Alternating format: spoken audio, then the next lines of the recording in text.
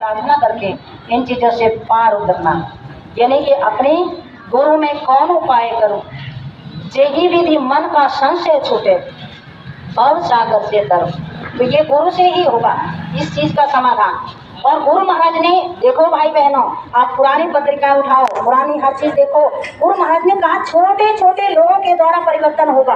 तो इस चीज को हमको अपने दिमाग में रखना है कि बड़े बड़े लोगों से ये काम नहीं लेना है। गुरु महाराज ने, आप पूरे इतिहास की पूरे पिछले सत्संगों को सुनो, गुरु महाराज के देखो, करोड़पति अरबपतियों का काम नहीं है इसमें छोटे छोटे लोगों को, अगर करोड़पति अरबपति आ गया तो आपको उसको चरणों की धूल और छोटे बन करके ही रह करके तब उनका इस्तेमाल होगा।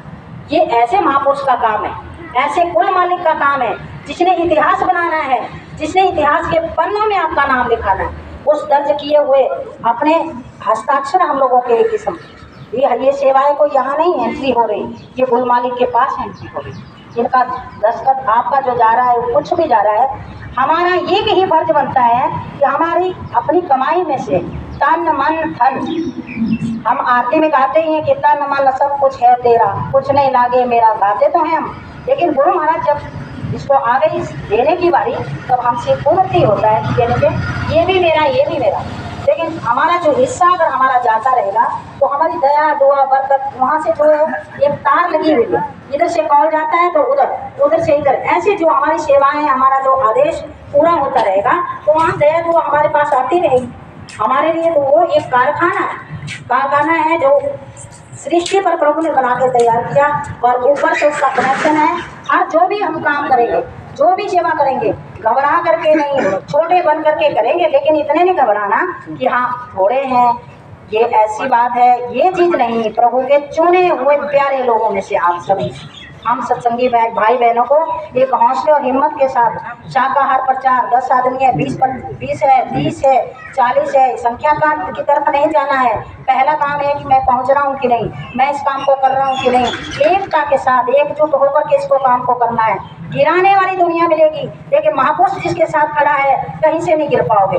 आदेश के ऊपर चलने वाले की हमेशा जीत होगी, आदेश के ऊपर चलना है। धन, बाबा जी ने कहा है, कोई धन से कोई माई का लाल पैदा नहीं हुआ जो मुझे खरीद सके, तो हम क्यों घबराते हैं, क्यों कहीं कतराने की जरूरत नहीं। जिसने आदेश दिया उसने आदेश पता किया किस घर से किसने कितना देना, क्या से कितना देना, वही कैसे सेवा आनी, कैसे बंदोबस्त होना। हमारा एक ही काम है, घर घर जाने का। अभी 4 आदमी है, 6 आदमी है, कोई आदमी 6 बारी वापस भेजेगा, 10 बारी वापस भेजेगा, नहीं देगा सेवा, तो उसके लिए घबराना नहीं, हमको और नीचे गिरना है। क्योंकि कैसे गुरु महाराज कह रहे हैं कि भिखारी, पूरा भिखारी का रूप लेना है। हम भिखारी हैं गुरु के दरबार। अपने मर जाऊं मांगू नहीं अपने तन के पास, और परमारथ के कारण मोह न अविलास। हमको कोई अपने लिए, घर के लिए थोड़ा नहीं मांगना, 50 बारी जाना पड़े 50 बारी जाना है घर घर में जा करके, क्योंकि उसका लाभ का पता ना उस देने वाले को लग रहा है और ना लेने वाले को, वो कुल मालिक को पता है, जिन्होंने वहां से क्या इसमें डाल, क्या ये चीज है और क्या इसका लाभ है और कहाँ हमारे काम आने। हमको ये भी पता नहीं, हमको तो सांस तक का हम भरोसा लेते हैं कि हमने धन कमाया, हमने सब कुछ इकट्ठा किया तो हमारे काम आना, जिसकी कोई गारंटी नहीं है। तो इस सेवा का तो हमको क्या पता है कहाँ मालिक लगा रहा है, किस कारखाने, किस जगह, किस मतलब खाते में हमारा जमा हो रहा है। तो जहाँ कोई काम नहीं है ना, वहाँ के लिए पूंजी इकट्ठी हो रही। हमको पूरी हिम्मत हौसले के साथ प्रचार हमेशा होगा, हर संडे होगा।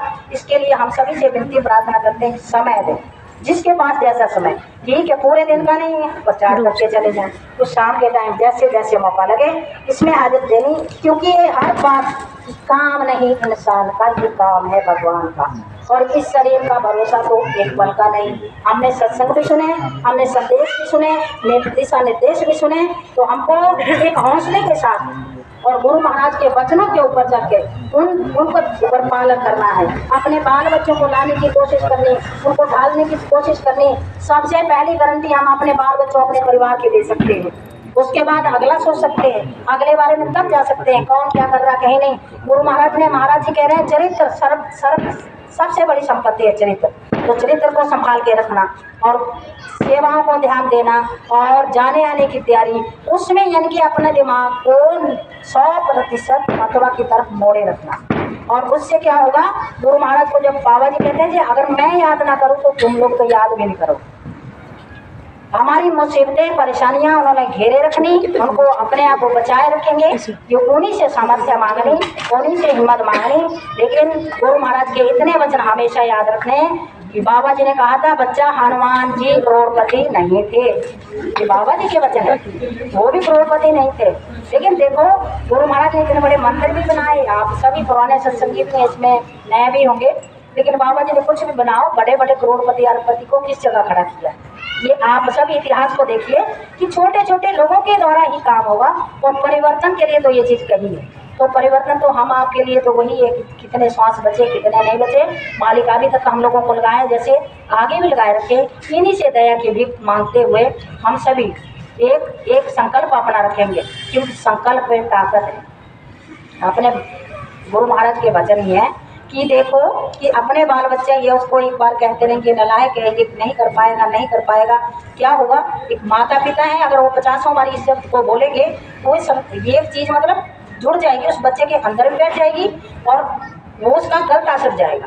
तो हम सब कर सकते हैं, एक तो अंदर का हौसला, हम सब कर सकते हैं और प्रभु हमसे करवाएंगे और हमको इसीलिए बनाया है। ये विश्वास अपने अंदर रखने हैं, ये मालिक के काम है, ये सब कामों के लिए। इतना शुक्र प्रभु कि ऐसे समय में हमारा आपका जन्म हुआ, कैसे महाप्रभु हमको मिल गए और उन्होंने हमको रास्ता दे दिया। इतनी बड़ी दया मालिक आपने की। आप हमसे सेवा लेते रहना तन मन और धन से, जिससे हम पवित्र रहे, हमारे बाल बच्चों को बचाए रखना। इतना समय खराब, उसका संकेत बाबा जी ने बहुत दिया है। बाल बच्चों को संभालना बहुत मुश्किल, आप 4 घंटे के लिए यहाँ लाओगे तो उससे कितनी मुश्किलों से बच्चा मतलब किस तरफ मुड़ेगा, किस तरफ जाएगा, कौन सी धार कब दे